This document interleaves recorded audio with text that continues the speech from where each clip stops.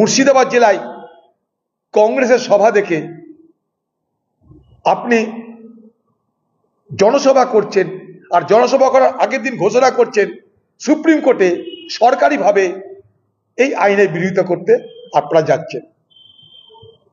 এটা আমাদের একটা ছোট সভা, কিন্তু সেই সভার প্রতিফলন, সেই সভায় আমাদের বক্তব্য কি এবং আমাদের দাবির কাছে আপনি কিন্তু মান্যতা দিচ্ছেন, স্বীকার করছেন। কারণ আপনার পার্টি পশ্চিমবঙ্গে কোথাও ওয়াকফ আইন প্রত্যাহারের জন্য কোনো আন্দোলন করেনি। দ্বিতীয় কথা, আপনাকে আরেকটা জিনিস করতে বাধ্য করব আমরা, সেটা হলো এই যে পশ্চিমবঙ্গ বিধানসভার বিশেষ অধিবেশন হোক, সাধারণ অধিবেশন হোক, সেখানটায় অধিবেশন ডেকে অধিবেশনের মধ্যে ওয়াকফ আইন বাতিলের জন্য বিধানসভায় সর্বসম্মত প্রস্তাব পাশ করাতে হবে।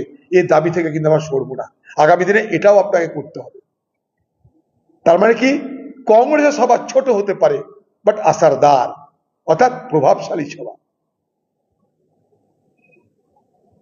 তাই আপনাকে আজকে এগুলো করতে হচ্ছে। আর ওখানকার সাধারণ মানুষরা সারা জানে আপনাদের লোকরা সব করেছে। আপনি ওখানে ভোটে জিতেছেন,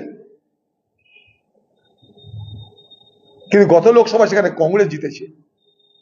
এর আগে আপনি বলছেন কংগ্রেসের এলাকা বলে আমাদের ঘাড়ে দোষটা চাপানোর চেষ্টা করেছিলেন। পুলিশ বলছে এটা করা যাবে না, এত ওপেন হয়ে গেছে সবকিছু, এটা করলে বাজে দেখায়,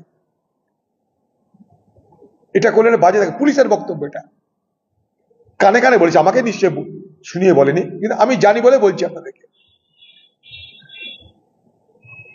তাই তো দিদি 3 সপ্তাহ পরে এলো, আসবে কোথায়? তার ঘরের মধ্যে তো অপরাধী ঘুরে বেড়াচ্ছে সব।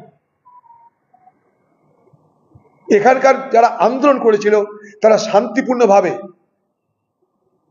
ধর্মীয় সমাজের পক্ষ থেকে তারা আন্দোলন করেছিল। সেই শান্তিপূর্ণ আন্দোলনকারীদের শান্তিপূর্ণ আন্দোলনকে অপরাধীরা কাজে লাগিয়ে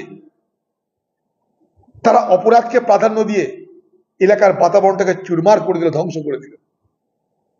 আপনি যেদিন ঘটনা ঘটেছে সেদিন আপনি জানেন কি এমন কারণ থাকতে পারে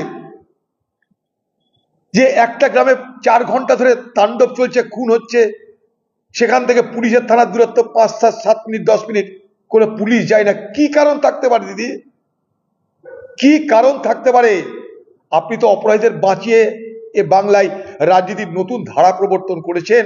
তাই আরজি করে অপরাধীদেরকে প্রমোশন দেন আপনি, আরজি করে অপরাধীদেরকে রক্ষা করেন আপনি, আর যারা আন্দোলন করে তাদেরকে আপনি ধমকি দেখান।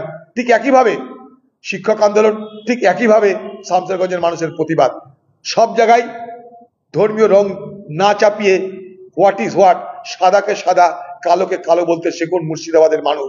17 জন মুসলমানকে গুলি করা হয়েছে, একজন মারা গেছে। এই হিসাব কেউ জানে? আমি নাম বলে দেব, নাম বলে দেব আমি 17 জনের। একবার মুখ্যমন্ত্রী বলছে তাদের কথা। নিশ্চয়ই একটা পরিবারের বাবা ছেলে খুন, এত বড় নৃশংস ঘটনা ঘটতে পারে না। এত গ্রামের পর গ্রাম বাড়ি পুড়িয়ে দিয়েছে, এরকম নৃশংস ঘটনা ঘটতে পারে না। কিন্তু পাশাপাশি 17 জন মুসলমান পরিবারের ছেলে, তাদের মধ্যে একটা 11 বছর ছেলে এখনো হাসপাতালে আছে, মেডিকেল কলেজে। তারা কেন গুলিবিদ্ধ হলো? তাদের কি অপরাধ ছিল? কেউ কিন্তু বলছে না।